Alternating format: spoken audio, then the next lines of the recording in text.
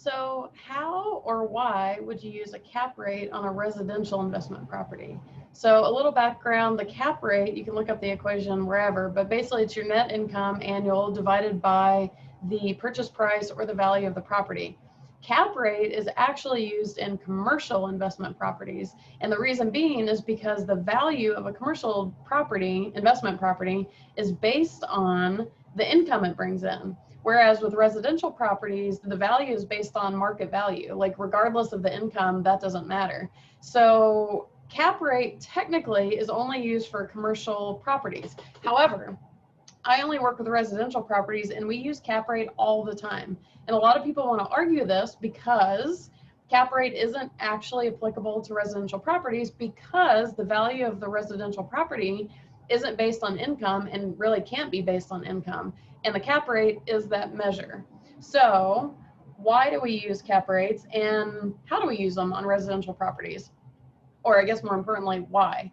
So the reason that we do it, so the most important metric is cash on cash return. So you can see my video, how to run numbers on a rental property to determine how to calculate all these things. We break it down, I break it down on a whiteboard. So I'll put the link to that in the comments. But the cash on cash is what you really care about. It's how much money you're getting as a return based on how much money you put into the investment. So if you buy a property for all cash, your cap rate and your cash on cash return are actually going to be the same. So that's super handy.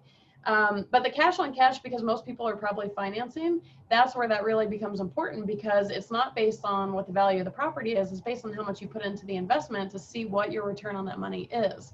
So working backwards a little bit, the cap rate, like I said, is the cash on cash return of an all cash purchase. So that's starting point number one.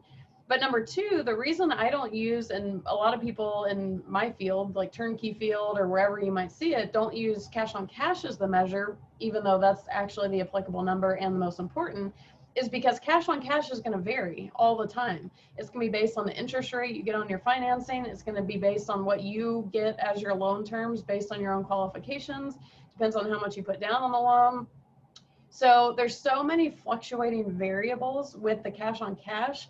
It does make it the more applicable number, but it's going to vary between people, between markets, between financing terms. So there's a lot of variables. Because of that, in my mind, it's great to know what my cash on cash return will be, and ultimately that's what I care about. But if I'm just like shopping for rental properties and I'm scrolling through and scanning through, the cash on cash doesn't really tell me a lot because number one, it may not be exactly applicable to my personal financing terms, but it's just a less standardized measure. So the cap rate in comparison to that can be used as a standardized measure. So again, it's not supposed to be used on residential properties, but it does come in handy if you want to use them on residential properties because it gives you that standardized idea of where you're falling in line with the market. For example, let's say that you're shopping for investment properties in Indianapolis and you're shopping, and all the cap rates are showing between 7 and 8%. Cool.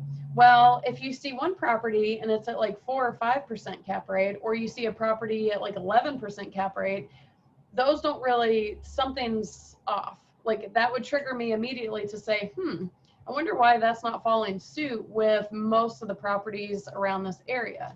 And so that is that standardized measure because at that point, financing's not in the conversation. It's just comparing, I guess I should have said this in the beginning. Ultimately, your cap rate is comparing the income the property receives compared to or relative to how much you're paying for the property or the value of the property. So if you buy a property for $100,000 and you're making, I don't know, $1,200 a year, you know, you're comparing, like, is that good or bad? What cap rate does that give you? Is it a 7% return? So the key thing to realize is it's more standardized than the cash on cash return. So that's why I start with cap rates. That's why all the properties I work with, I list them as cap rates because then the investor, so it kind of gives you a quicker measure. You can just barrel through like, okay, is this in line with the market? Is this in, like, does this make sense? Okay, cool. Now I can apply my own financing terms to it to determine my cash on cash return. if I'm not paying all cash for the property. So to recap, no pun intended, to recap or to cap, okay, I'm gonna not go down that rabbit hole. Oh, that was punny. Yeah. So cap rates, yes, they're actually commercial investment property numbers. They are a measure for commercial properties, but we're seeing more and more that they're being used for residential. The thing to realize is that you can't dictate the value of the residential property based on the income or what you want the cap rate to be. The cap rate's just going to be what it is because the income's not dictating the value of the property. It can't, because it's residential, market has to dictate that.